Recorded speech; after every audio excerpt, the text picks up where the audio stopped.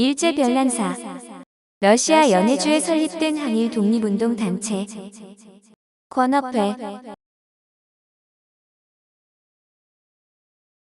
권업회는 러시아 연해주에 설립된 대한민국의 항일 독립운동 단체인데 경술국치 이후 1911년 연해주에서 설립되어 초기의 독립운동을 이끌었습니다.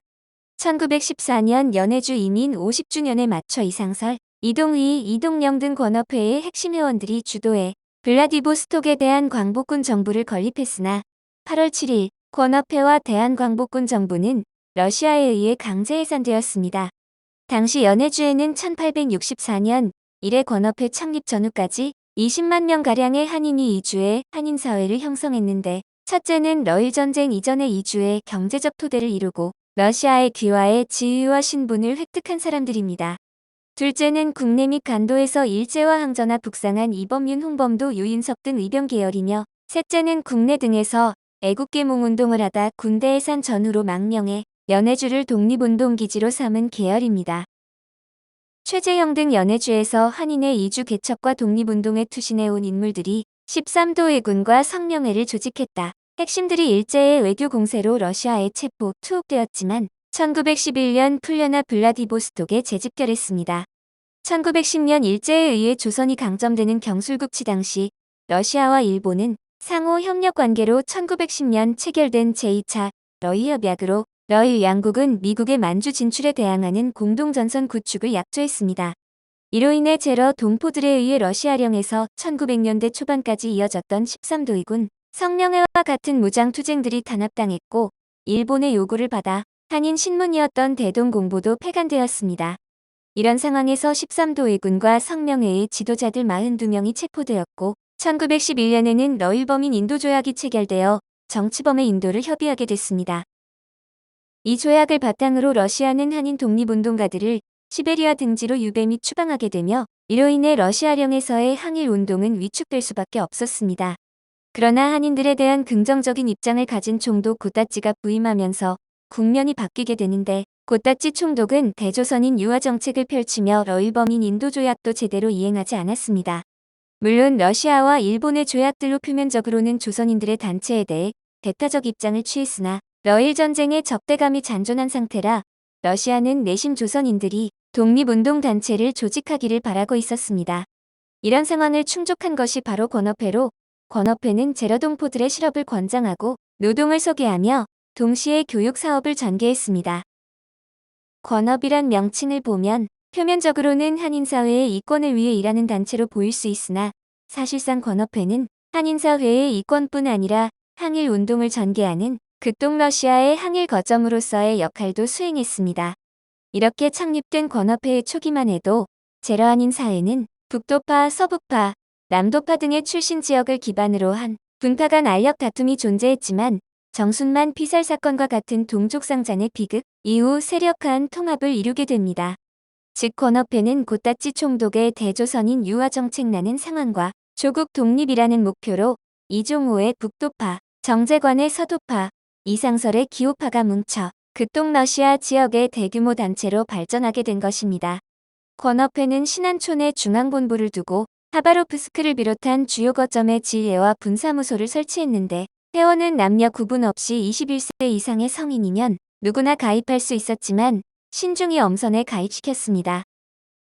회원이 되기 위해서는 3인 이상의 보증인이 연서한 입회원서를 의사부에 제출해야 하며, 입회원서 제출자가 50인에 달하면 의사부는 총회를 소집해 심사한 후 허가를 얻은 자는 엄숙한 입회 의식을 치러야 했습니다. 권업회는 1911년 7월 3일 청년근업회와 통합했는데, 당시 청년근업회에서는 1911년 6월 18일부터 대항보를 발행하고 있었고, 사장에는 최재형, 주필에는 신채호가 있었습니다. 그 후 1911년 12월 17일 러시아가 공식적으로 권업회를 인정하자 권업회에서는 신문부를 따로 두고 신문부 총무에 한영권, 부장 겸 주필에 신채호 등을 임명해 1912년 4월 22일 권업신문 제1호를 창간합니다. 권업신문은 순환글로 매주 일요일에 간행되어 1914년 8월 30일까지 126호가 간행되었는데, 크게 논설과 잡보로 구성되었으며 논설에서는 권업회의 입장을, 잡보에서는 제러 한인의 동향을 게재했습니다. 권업신문에 참여한 주요 인물로는 신채호, 이상설, 윤회, 김하고, 장도빈 등을 들 수 있는데 이들은 대부분 국내외에서 언론에 종사했던 인물들입니다. 신문에서는 제러한인의 권익 옹호와 민족 문제에 대해 다뤘는데 제러한인의 권익 옹호 측면에서는 농작지 개척, 입적 청원 등의 활동을 전개했으며 민족 문제에서는 제러한인의 계몽과 민족의식 고취 기사를 작성했습니다. 권업신문은 그 당시 해외에서 간행된 몇 안 되는 민족지 가운데 하나라는 점에 의의가 있으며 미주의 신한민보, 신한국보를 비롯한 항일민족의식을 선도하는 3대 언론으로 꼽히기도 합니다. 특히 권업신문은 신한민보와 서한으로 교류했음을 자료들을 통해 알 수 있는데 나중에 권업신문이 폐간되고 한인신보가 이를 계승하게 됩니다. 권업회는 교육활동에 있어서도 큰 중점을 두었는데 블라디보스토크 개척리에서 신안촌으로 이주한 계동학교를 개편해 한민학교로 확장했고 한인마을이 들어선 곳마다 한인학교가 설립되었습니다. 한인학교에서는 민족주의 근대교육을 수행했는데 그중 한민학교는 1912년 권업회의 주관으로 신안촌 한민회와 공동으로 블라디보스토크 신안촌에 세워진 4년제 한인학교로 교육기관 이상의 역할을 했습니다. 한민학교는 제28소 학교로도 불리며 신안촌 중심에 위치했는데 한인신보의 사무실 및 각종 반일운동의 집회 장소로 이용되었으며 민족주의 교육을 상징하는 장소로서 기능을 했습니다. 이외에도 장로교계의 삼일여학교와 정교회의 해광학교 등 다양한 한인학교들이 존재했고 권업회는 이런 학교들을 여러 방면에서 지원했습니다. 당시 연해주 지역의 학교는 계동학교, 동령학교, 힐합교 부속소학교, 보위학당 한민학교, 한민여학교, 조선인노학교, 보통학교, 단급소학교, 2급소학교 등 블라디보스토크부터 니콜리스크까지 분포해 있었습니다. 권업회는 권업이란 뜻에 맞게 한인들의 실업에 권장하고 권익을 향상시키기 위한 업무도 수행했는데 1861년 개편된 러시아의 규칙에 의해 한인들은 러시아 이주가 쉬워졌습니다. 극동러시아 지역이 저개발 상태로 인구 밀도도 낮고 방치되어 있던 상태였기 때문인데 이런 러시아의 계산과 한인의 실업 장려를 표방했던 권업회는 매우 잘 맞았습니다. 권업회는 당시 러시아 당국의 한인 우호 정책과 더불어 한인들의 러시아로의 귀화를 지원하고 어업 전진 기지로의 건설, 토지 조사를 통한 한인 정착, 항만과 도시 건설 등에 참여하며 한인들의 경제 활동을 증진했습니다. 권업회는 사실 조국 독립의 목표를 위해 무장 독립운동을 지원하고자 했는데 1914년 제러한인 러시아 이주 50주년을 맞아 이상설을 정도령으로 선출해 국내의 독립운동을 주도 및 독립군 항전을 준비했습니다.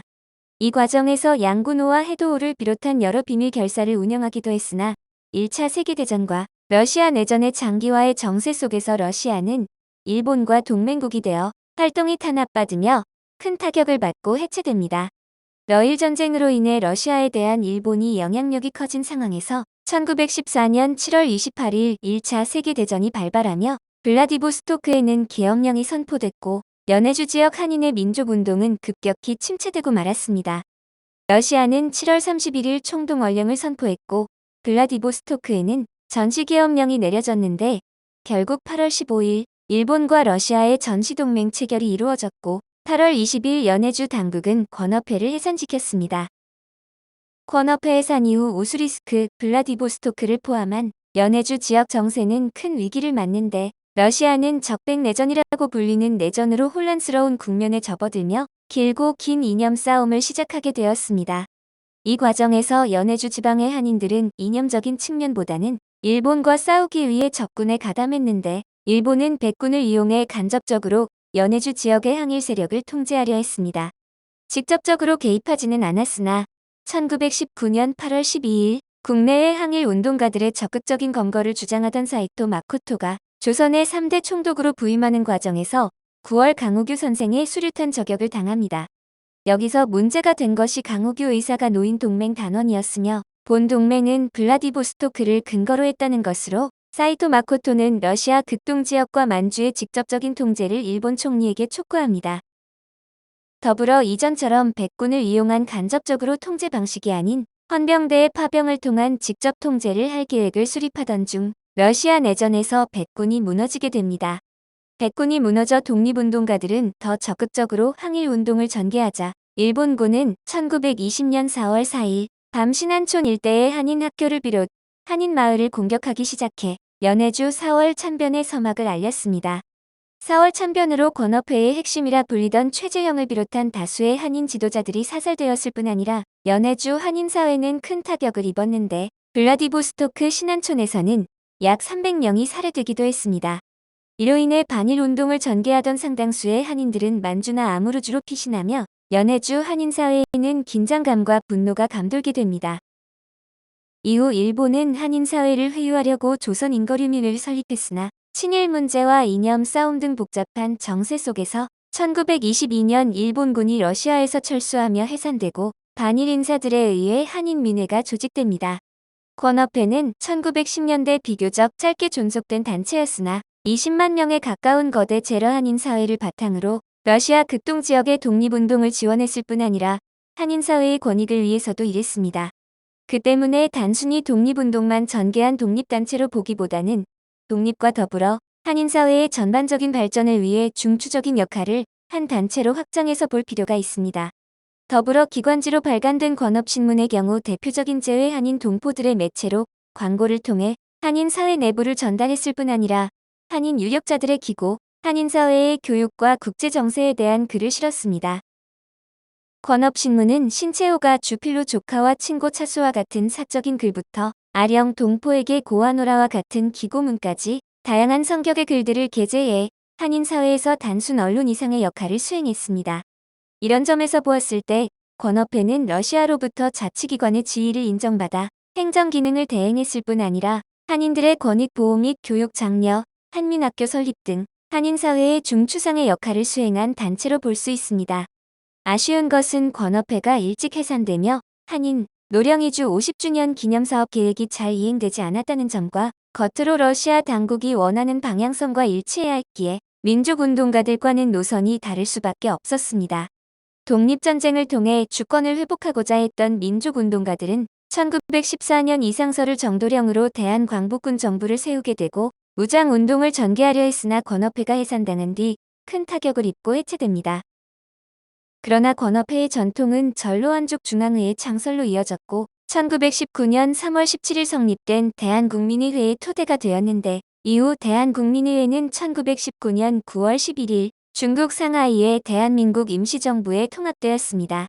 이후 설립된 연해주 지역에서의 단체들과 한인민족운동이 연해주 4월 참변과 자유시 참변 등으로 위축되고 큰 규모로 성장하기 어려웠던 것으로 미루어 보아 권업회가 얼마나 큰 역할을 수행했었는지를 알 수 있습니다.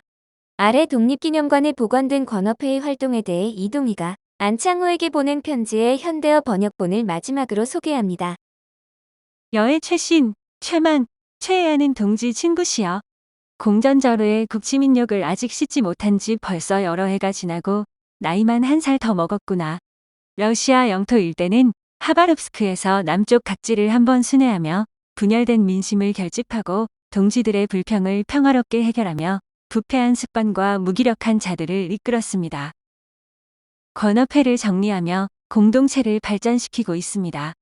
최근 이곳 상황은 점차 진보하고 있으며 과거 항구의 사회와는 비교할 수 없을 정도로 좋아졌습니다. 현재 상황이 지속된다면 몇 달 안에 희망찬 결과를 기대할 수 있을 것입니다. 기원 4247년 1월 7일 성제 이동휘 의제 도산 안창호 선생 각하께 드림. 오늘 일제별난사는 러시아 연해주에 설립된 항일 독립운동 단체 권업회였습니다.